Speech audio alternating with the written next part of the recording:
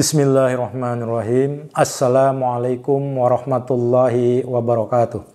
Alhamdulillah. Allahumma sholli ala Muhammad wa ala ali Muhammad. Perkenalkan, nama saya Muhtarom dengan NIDN 0024036307. Dosen pada program studi D3 Perpajakan, Fakultas Hukum, Ilmu Sosial dan Ilmu Politik Universitas Terbuka.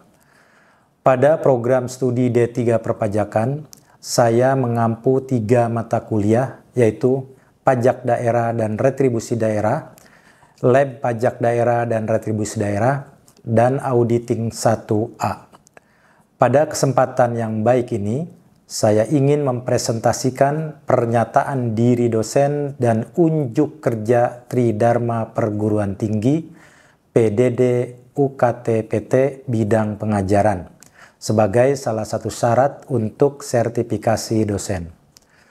Salah satu mata kuliah yang saya ampu adalah mata kuliah Pajak Daerah dan Retribusi Daerah, Pajak 3345 dengan metode Delivery, Interaction, dan Assessment. Mata kuliah ini dapat diambil oleh mahasiswa pada semester 4 dengan jumlah SKS 2. Adapun deskripsi umum untuk mata kuliah Pajak Daerah dan Retribusi Daerah, yaitu mata kuliah ini merupakan mata kuliah wajib yang akan membekali mahasiswa dengan konsep pengetahuan mengenai keuangan daerah dan sumber penerimaan daerah, pajak daerah provinsi, kemudian pajak daerah kabupaten kota, retribusi daerah, administrasi perpajakan, dan administrasi pajak daerah dan retribusi daerah, serta sanksi pajak daerah dan retribusi daerah. Sejalan dengan adanya peningkatan basis pajak daerah dan diskresi dalam penetapan tarif, kemampuan daerah untuk membiayai kebutuhan belanjanya semakin besar, karena daerah dapat menyesuaikan pendapatannya. Namun di sisi lain, dengan tidak memberikan kewenangan kepada daerah untuk menetapkan jenis pajak dan retribusi baru, akan memberikan kepastian bagi masyarakat dan dunia usaha untuk terus dapat meningkatkan kesadaran masyarakat dalam memenuhi kewajiban perpajakannya. Selain itu, bagi para mahasiswa diharapkan dapat memahami dan menjelaskan mengenai gambaran, konsep, norma, dan perhitungan dari pajak daerah dan retribusi daerah. Selanjutnya, bahwa capaian mata kuliah pajak daerah dan retribusi daerah ini, yakni setelah mahasiswa mengikuti mata kuliah ini, diharapkan mahasiswa mampu mengidentifikasi mengenai keuangan daerah, sumber penerimaan keuangan daerah, pajak daerah provinsi, pajak daerah kabupaten kota, retribusi daerah, administrasi pajak daerah, dan retribusi daerah serta sanksi pajak daerah dan retribusi daerah. Kemudian juga mampu menganalisis dan memecahkan permasalahan pajak daerah dan retribusi daerah sesuai peraturan perundang-undangan yang berlaku bagi pajak daerah dan retribusi daerah. Pada mata kuliah pajak daerah dan retribusi daerah, mahasiswa akan mempelajari beberapa materi. Yang pertama, menganalisis mengenai konsep keuangan daerah dan sumber penerimaan keuangan daerah. Yang kedua, menganalisis dan mengidentifikasi mengenai pajak daerah provinsi. Yang ketiga, menganalisis dan mengidentifikasi mengenai pajak daerah kabupaten kota. Yang keempat, menganalisis dan mengidentifikasi mengenai retribusi daerah jasa umum. Yang kelima, menganalisis dan mengidentifikasi mengenai retribusi daerah jasa usaha. Yang keenam, menganalisis dan mengidentifikasi mengenai retribusi daerah jasa tertentu. Yang ketujuh, menganalisis dan mengidentifikasi mengenai administrasi perpajakan dan administrasi pajak daerah dan retribusi daerah. Dan yang kedelapan, menganalisis dan mengidentifikasi mengenai sanksi perpajakan dan sanksi pajak daerah dan retribusi daerah. Selanjutnya, bahwa delivery sistem mata kuliah pajak daerah dan retribusi daerah menggunakan asinkronus dan sinkronus. Asinkronus berinteraksi melalui Learning Management System atau LMS melalui laman e-learning.ut.ac.id. Kemudian yang sinkronus melalui media Zoom atau Microsoft Teams. Bahan ajar pokok yang digunakan adalah BMP, buku materi pokok pajak 3345, pajak daerah dan pidasera, yang dapat diakses oleh mahasiswa pada ruang baca virtual pada laman pustaka.ut.ac.id. Mahasiswa juga diharapkan banyak membaca dari jurnal, artikel, peraturan perundang-undangan, atau video pengayaan sesuai dengan materi yang diberikan. Metode pembelajaran melalui LMS adalah berisi materi, diskusi, dan tugas studi kasus. Sistem assessment menggunakan diskusi sebanyak 8 kali, kemudian tugas mata kuliah sebanyak 3 kali, dan ujian berbentuk esai. Berikut adalah bobot penilaian dari mata kuliah, yaitu mengikuti kegiatan tutorial online 30%, ujian akhir 70%. Tutorial online ini terdiri dari 20% presentasi, 30% diskusi, dan 50% tugas. Demikian presentasi saya mengenai mata kuliah pajak daerah dan retribusi daerah dengan delivery, interaction, dan assessment method. Selanjutnya, izinkan saya menampilkan video pengajaran mata kuliah pajak daerah dan retribusi daerah melalui sinkronus dengan media Microsoft Teams atau Zoom. Ya, selamat menyaksikan. Terima kasih. Alhamdulillah, Allahumma sholli ala Muhammad wa ala ali Muhammad. Selamat siang rekan-rekan mahasiswa semua. Salam sehat dan barokah selalu. Alhamdulillah, hari ini kita bisa bertemu melalui Zoom pada pembelajaran mata kuliah pajak daerah dan retribusi daerah. Rekan-rekan atau adik-adik mahasiswa yang berbahagia, pada sesi sebelumnya kita sudah membahas tentang pajak daerah dan retribusi daerah kabupaten kota. Yaitu mengenai pajak hotel, kemudian pajak restoran, pajak parkir, pajak hiburan, dan pajak penerangan jalan. Yang dalam Undang-Undang HKPD, Undang-Undang Nomor 1 Tahun 2022, itu masuk dalam kelompok PBJT atau pajak barang dan jasa tertentu.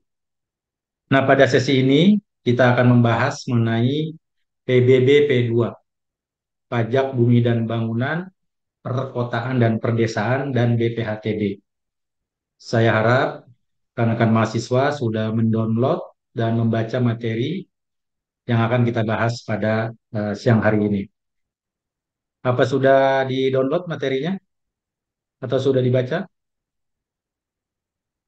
Sudah, Pak. Sudah, Pak. Sudah, Sudah ada Pak. yang mendownload ya? Sudah dibaca juga, dipelajari. Sudah, Pak. Sudah, Pak. Baik, terima kasih. Kita mulai aja untuk materi hari ini. Saya akan share screen, share screen. Eh, sudah tampil belum? Belum ya? Nah, sudah kelihatan di layar? Sudah, Pak. Baru. Iya. Sudah, Pak. Sudah ya. Baik, jadi materinya adalah sesi ini sesi yang 10, pajak bumi dan bangunan, perdesaan dan perkotaan, PBB, P2, dan BPHTB. Jadi di sini saya tulis ada di Undang-Undang Nomor 1 Tahun 2022 tentang HKPD, Hubungan Keuangan Pemerintah Pusat dan Daerah. Nah, kenapa saya cantumkan undang-undang ini? Karena memang kalau bicara pajak, kita tentunya tidak lepas dari peraturan perundang-undangan. Nah, oleh karena itu maka perkembangan peraturan perundang-undangan tentang pajak ini harus kita update Meskipun misalnya di pedoman kita itu masih memakai undang-undang yang lama. Nah, ini saya menyesuaikan itu, mengupdate itu agar teman-teman mahasiswa dapat mengikuti adanya regulasi yang terbaru terkait dengan pajak daerah dan retribusi daerah. Yang akan kita bahas pada sore hari ini atau pada siang hari ini, yaitu nanti pengertian dari PBBP2 dan BPHTB, kemudian objeknya seperti apa, kemudian yang dikecualikan, artinya yang tidak kena PBB maupun BPHTB, subjeknya, dasar pengenaan, tarifnya berapa, dan juga nanti ada contoh soal. Karena kita harus bisa menghitung sebagai mahasiswa yang memang kita membidangi ini, kita harus nanti bisa menghitung PBB. Ada beberapa yang perlu kita pahami bersama, dan ini saya ambil dari Undang-Undang Nomor 1 Tahun 2022, agar kita tidak keluar dari apa yang tertulis di situ. Yang pertama yang perlu kita ketahui adalah tentang pajak bumi dan bangunan itu sendiri.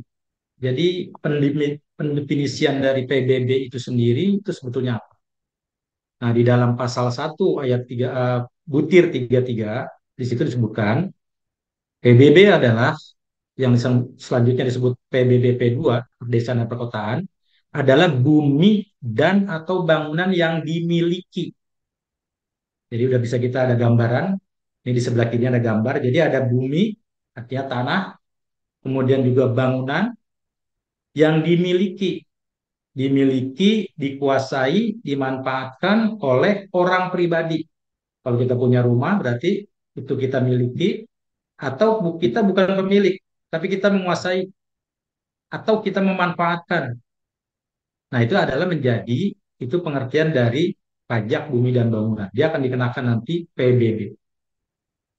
Nah, di sini dijelaskan di dalam berikutnya PBBP2 atau pajak bumi dan bangunan perdesaan dan perkotaan dipungut oleh pemerintah kabupaten kota. Ini ada di pasal 4. Itu artinya kewenangan untuk menarik PBB itu ada di pemerintah kabupaten kota. Kita mengenal tempori di dalam penjelasan tentang keuangan daerah, itu kan kita mengenal ada pemerintah pusat, ada pemerintah provinsi, ada pemerintah kabupaten kota. Nah, masing-masing itu terkait dengan penarikan atau pengelolaan pajak, mereka punya kewenangan masing-masing. Nah, untuk kabupaten kota, salah satu kewenangannya adalah dia berwenang menarik atau mengelola PBB P2. Pengecualian. Nah, apa saja yang dikecualikan? Nah, yang dikecualikan adalah pertama, bumi yang dipakai dan bangunan yang dipakai untuk kantor pemerintah. Pemerintah itu artinya pemerintah pusat. Ya, kalau disebut pemerintah, itu artinya pemerintah pusat. Yang kedua, dia kantor pemerintah daerah. Nah, terus penyelenggara lainnya yang dicatat sebagai BMN, barang milik negara atau milik daerah. Jadi, ketika barang itu tercantum ya di dalam daftar milik negara, BMN atau milik daerah, maka dia tidak menjadi objek pajak, dikecualikan. Misal di universitas ada dia punya tanah, dia punya bangunan, itu terdaftar dalam BMN, barang milik negara, maka itu tidak menjadi objek pajak. Nah, atau kantor pemerintah daerah, kantor pemerintah pusat, kantor pajak itu sendiri, tanah yang ditempati, kemudian bangunannya, maka dia adalah bagian yang dikecualikan, tidak dikenakan pajak. Ya, sekarang subjeknya nih, pelakunya, isinya. Di sini dijelaskan di pasal 39, ya. Subjek pajak PBP2 adalah orang pribadi atau badan yang secara nyata mempunyai hak atas bumi dan atau memperoleh manfaat. Nah, jadi orang atau badan, kita punya hak di situ. Apakah hak itu kita memiliki, kita menguasai, atau kita mendapatkan manfaat? Soal nanti yang apa, bisa menjebak kita juga. Yaitu pengurangan dasar pengenaan PBB. Di pasal 40 dijelaskan, dasar pengenaan PBB adalah NJOP. Masih saya lanjut ya, biar nanti kita diskusi. Kemudian yang berikutnya, NJOP yang digunakan untuk perhitungan PBB ditetapkan serendahnya paling rendah 20% dan paling tinggi 100%. Artinya apa? Jadi setelah NJOP dikurangi tadi dengan NJOP TKP, dapatlah angka gitu ya. Jadi setelah dikurangi tidak kena pajak, dari situ kemudian dikalikan dengan NJOP untuk perhitungan. Nah, ini tergantung nanti Pemdanya. Apakah Pemda menetapkan NJOP dasar perhitungan itu 20% atau 40% atau 50% atau 100%. Nah, berikutnya adalah dalam rangka kita bisa menghitung PBB, kita harus ada tarifnya. Sama ketika kita mau menghitung tarif pajak restoran, itu kan ada tarifnya. Tarifnya berapa persen, gitu kan?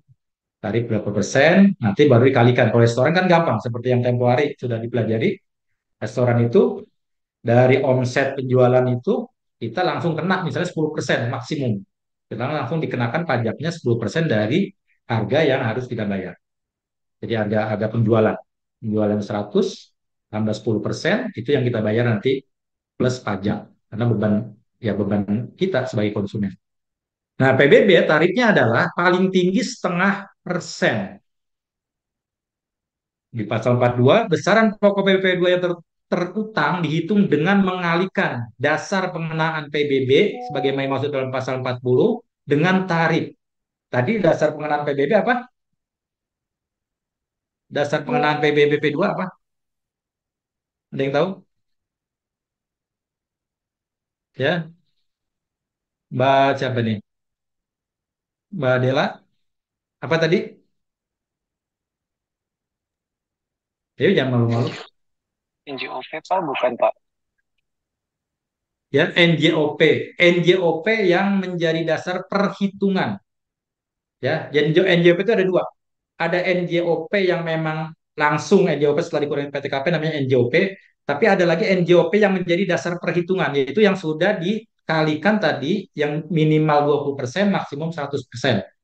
Jadi Pemda sudah menetapkan itu dalam perdanya, ditetapkan sekian. Maka besaran pokok PBB yang terutang dihitung dengan mengalihkan dasar pengenaan PBB, ya, NJOP sebagai dasar perhitungan namanya. NJOP sebagai dasar perhitungan kali tarif. Nah, ini nanti dalam pengerjaan soal jangan sampai nanti keliru.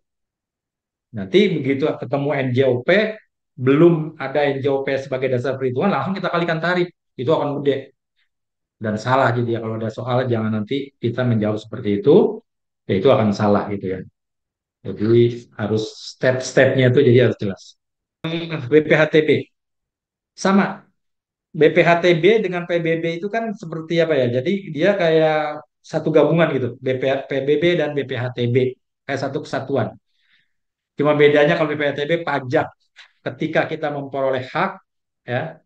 Kalau PBB itu kita memang tadi ya ada objek yang memang kita tempati dan sebagainya atau kita kuasai, itu kena PBB.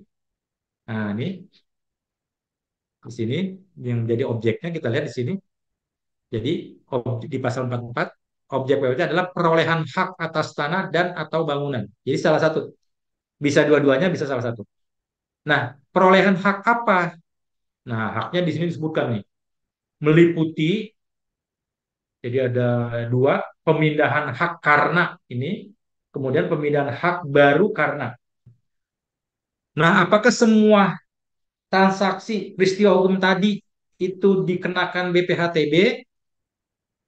Nah, di undang-undang ini juga ada pasal yang mengecualikan.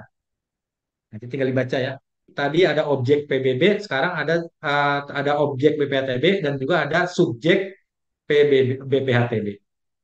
Nah, subjeknya adalah orang atau badan. Sama ya. Karena ini peristiwa-peristiwa hukum, jadi ada orang atau badan.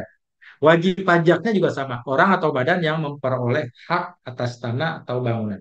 Ya, nilai perolehan apa namanya yang dikenakan pajak, hak atas tanah atau bangunan.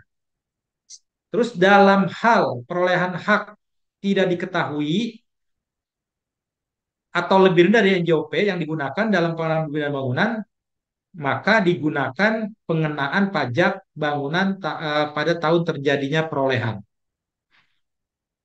Terus juga dasar pengenaannya di sini eh, masih berlanjut nih banyak nilai apa namanya nilai perolehan objek pajak tidak kena pajak ditetapkan paling sedikit 300. Ini untuk wasiat, untuk hibah. Tapi tadi untuk yang transaksi ini 80. Nih, dalam ayat 5-nya.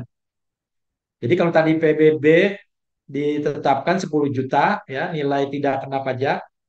Kalau untuk BPHTB kita dikenakan paling sedikit 80 juta. 80 juta untuk perolehan hak wajib pajak itu nanti 80. Kalau dia kita belinya di bawah 80 nggak kena. Pasti nggak kena. Tarifnya sekarang, tarifnya berapa? Nah, tarif BPHTB itu ditetapkan 5%. Nih. Jadi nanti tadi dari dasar pengenaan dikurangi tidak kena BPHTB kali 5%. Dan tarif ini ditetapkan lagi-lagi dengan Perda. Nah, sekarang kapan terhutangnya? Nah, ini hal penting lagi. Kapan kita harus bayar BPHTB? Nah, tadi subjeknya udah ada, kejadiannya udah ada, besarannya ada. Nah, bayarnya kapan? Nah, di sini diatur pasal 49 saat terhutangnya BPHTB ditetapkan satu pada tanggal dibuatnya dan ditandatanganinya pengikatan jual beli. Jadi notaris atau camat misalnya sebelum tanda tangan atau jual beli maka itu adalah saat terutang BPHTB. Makanya kalau kita beli rumah, beli tanah, itu pasti diminta mana Pak bayarnya. Sebelum masuk ke contoh soal, silakan kalau ada yang ditanyakan. Ini karena apa ya? Kita nggak bisa mengembangkan lebih jauh ini udah peraturan perundang-undangan.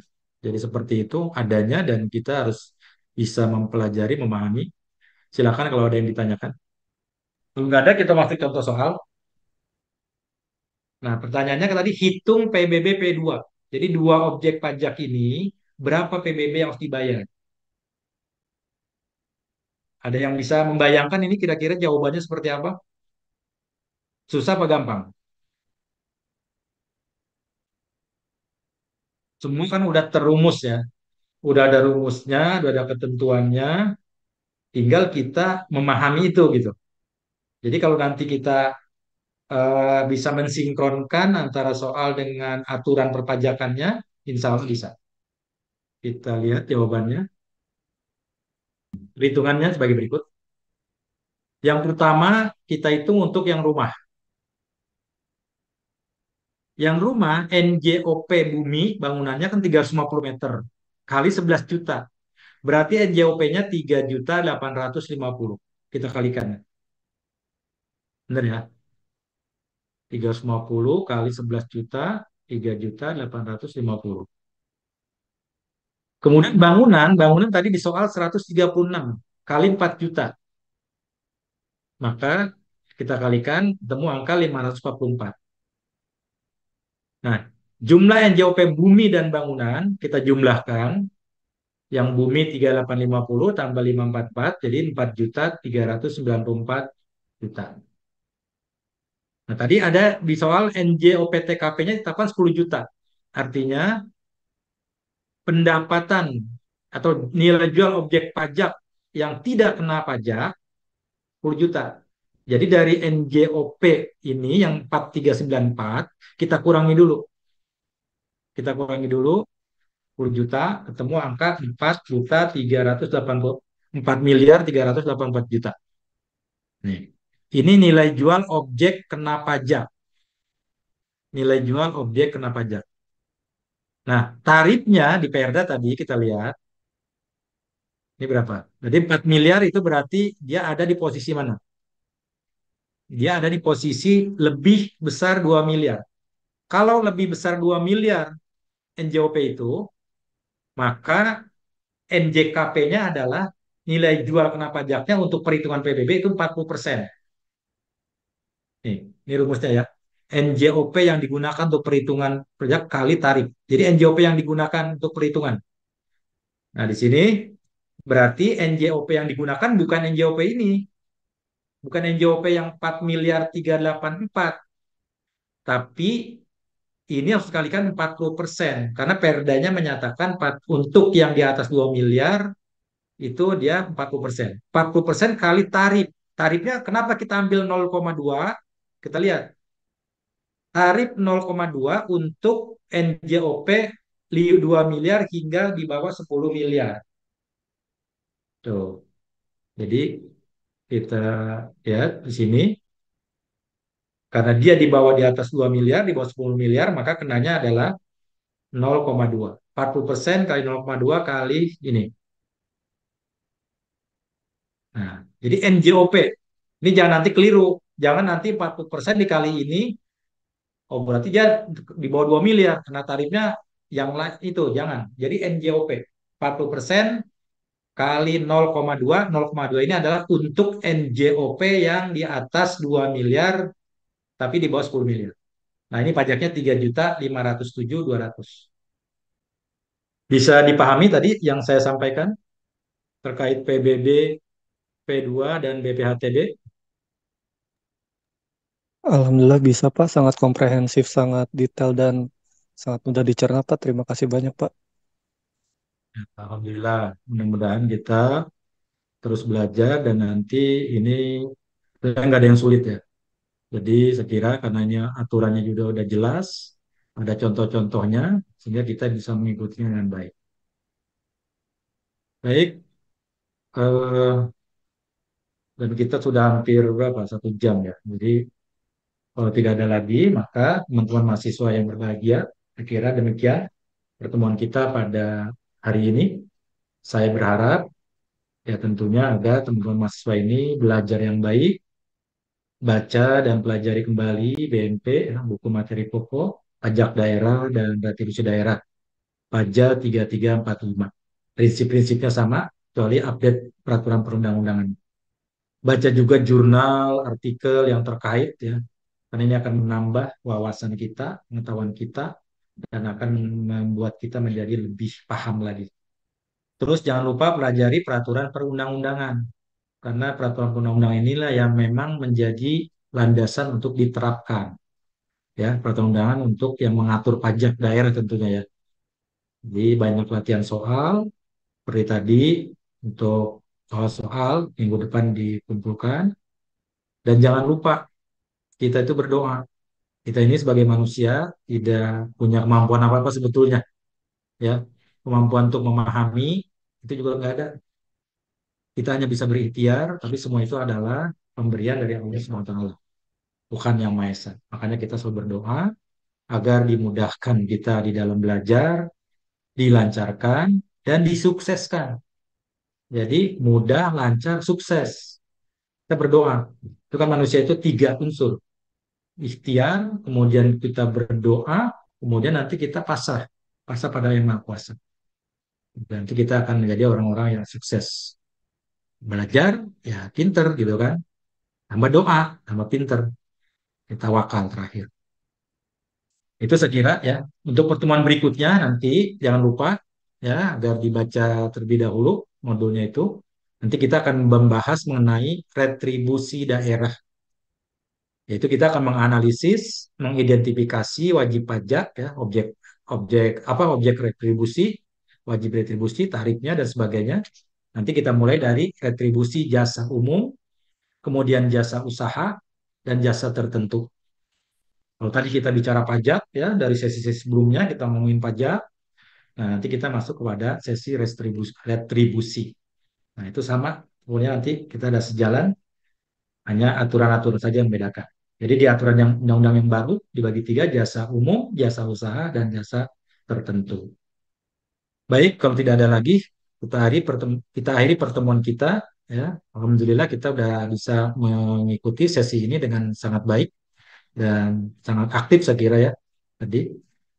Jadi kita akhiri ya ini dengan pertemuan ini dengan sama-sama membaca hamdalah. Saya kurang lebihnya saya mohon maaf kalau ada hal yang kurang berkenan saya mohon dimaafkan karena manusia tidak luput dari salah dan hilaf. Saya akhiri wassalamualaikum warahmatullahi wabarakatuh. Waalaikumsalam warahmatullahi Waalaikumsalam wabarakatuh. warahmatullahi wabarakatuh.